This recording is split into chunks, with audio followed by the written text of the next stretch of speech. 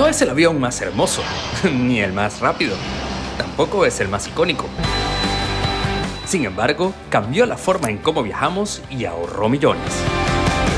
Hablaremos del Boeing 767.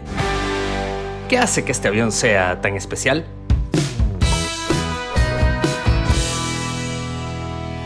Para entender este avión maravilloso como todos los aviones, es necesario que nos remontemos a los maravillosos años 70.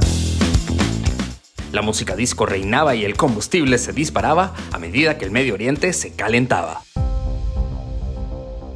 En los Estados Unidos, dos sucesos sacudían a las aerolíneas. El incremento exponencial de los precios del combustible y la desregularización de la industria generaban turbulencias severas para empresas que, acostumbradas a tarifas reguladas y poca competencia, quemaban tanto dinero como combustible, utilizando aviones de gran tamaño como los gigantes Boeing 747, DC-10 y L-1011 en rutas como Chicago-Nueva York o Miami-Dallas, prácticamente vacíos y generando pérdidas catastróficas. Los Boeing 727, los DC-9 y los Boeing 737 dominaban los mercados interciudades en los Estados Unidos, pero su alcance y capacidad eran infinitamente menores que los aviones de gran tamaño que continuaban quemando combustible y dólares a lo largo y ancho del país y de los vuelos oceánicos. Y hablando de océanos, al otro lado del Atlántico, comenzaría a gestarse un proyecto que lo cambiaría todo. El consorcio europeo Airbus Industries lanzaba el primer avión de cuerpo ancho bimotor del mundo, el Airbus A300, del que por supuesto muy pronto hablaremos en Relatos Aéreos. Un avión que cambiaba todo, pero con un gran detalle.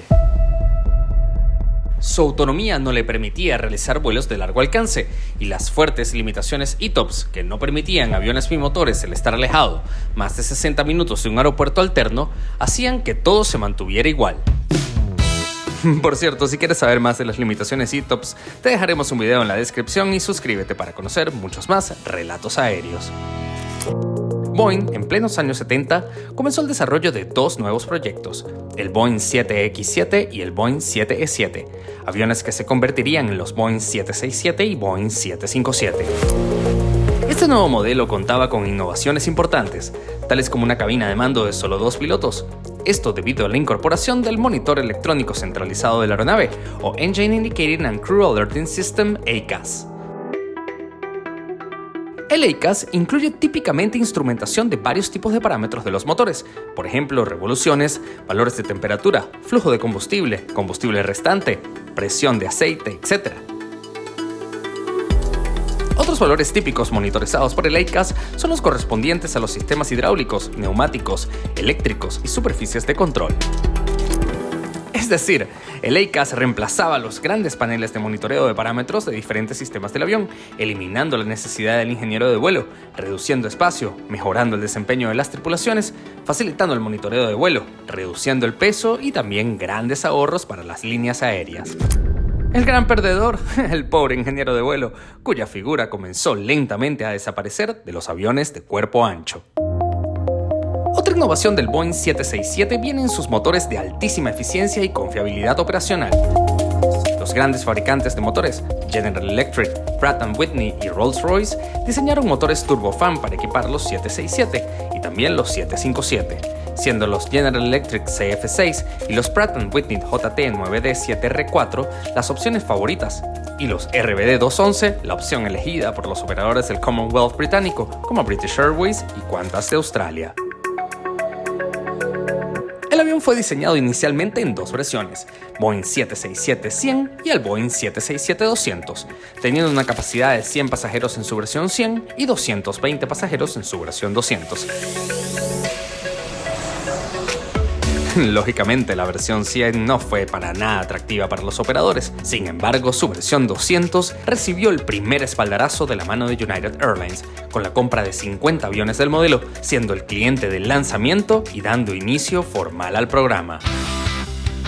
El crecimiento en ventas fue exponencial, logrando antes del primer vuelo una cartera de pedidos de más de 170 aviones por parte de 17 clientes, entre los que destacaban pedidos de Air Canada, All Nippon Airways, Britannia Airways y Transworld Airlines TWA, haciendo que el programa fuera un verdadero éxito en ventas para el gigante de Seattle.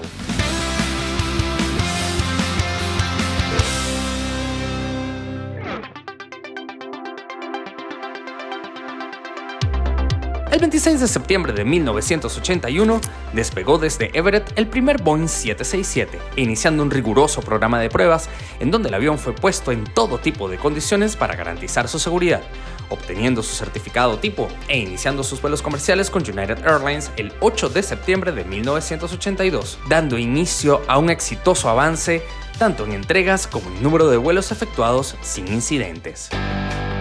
Durante los primeros meses de servicio, los 767 se emplearon en rutas para el mercado doméstico, entre las que se incluían también las rutas transcontinentales entre las costas este y oeste de los Estados Unidos.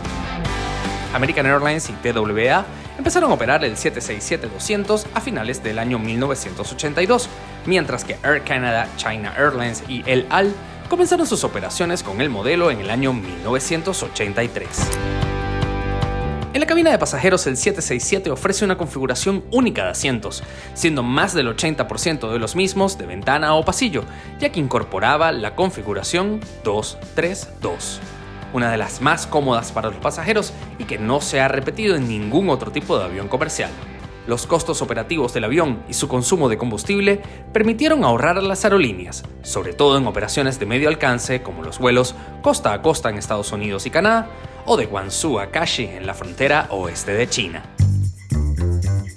En 1985, finalmente el Boeing 767 recibe su certificación ETOPS de 120 minutos, lo que le permitiría alejarse hasta 120 minutos de un aeropuerto alterno, dando inicio a los vuelos transatlánticos con aviones bimotores, un hecho único y que cambió para siempre la aviación. El 1 de febrero de 1985, el vuelo 810 de TWA, operado por un Boeing 767-200, despegó del aeropuerto Logan de Boston con destino al Charles de Gaulle en París, dando inicio a los vuelos de largo recorrido en bimotores y de esta manera naciendo con el 767 la masificación del uso de bimotores para vuelos de largo alcance. Un estándar de hoy en día, en que convirtió los trirreactores y cuatrirreactores en aviones prácticamente obsoletos, iniciando el reinado del 767 por los cielos oceánicos. El éxito del 767 en sus versiones 200, 200 Extended Range y posteriormente los más exitosos de mayor capacidad y alcance, los Boeing 767-300 y 300ER, lo llevaron a convertirse en uno de los aviones más exitosos de Boeing, siendo un verdadero ganador en el mercado de aviones de cuerpo ancho.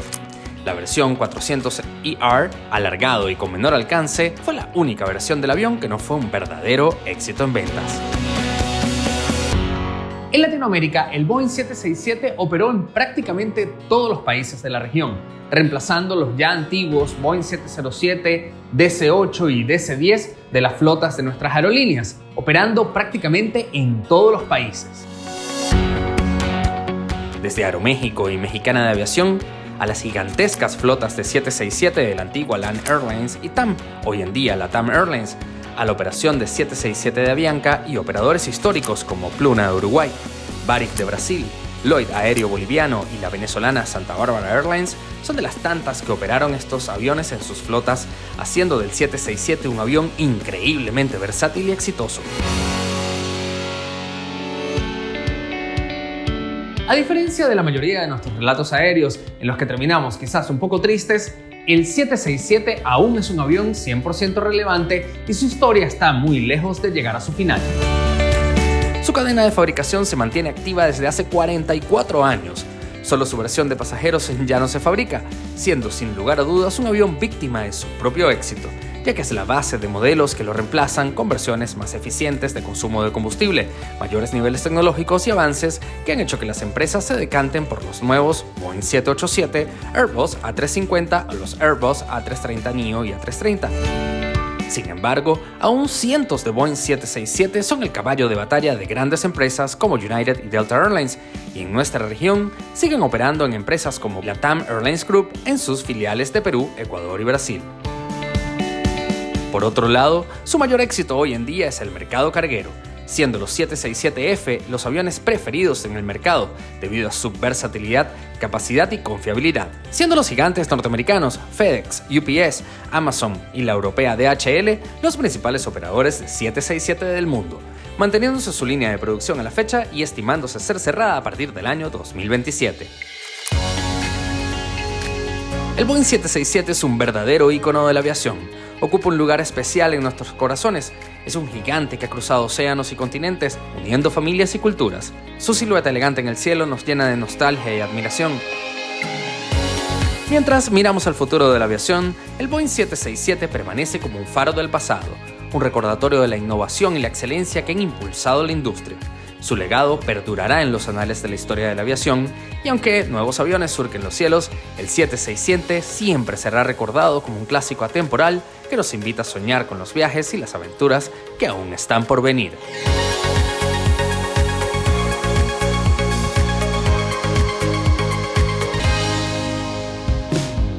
Cuéntanos, ¿has volado en un 767 o te encantaría volar en uno? Déjanos saberlo en los comentarios. Si quieres conocer muchos más relatos aéreos, suscríbete y dale clic a la campanita de notificaciones. Nos ayudarías un montón.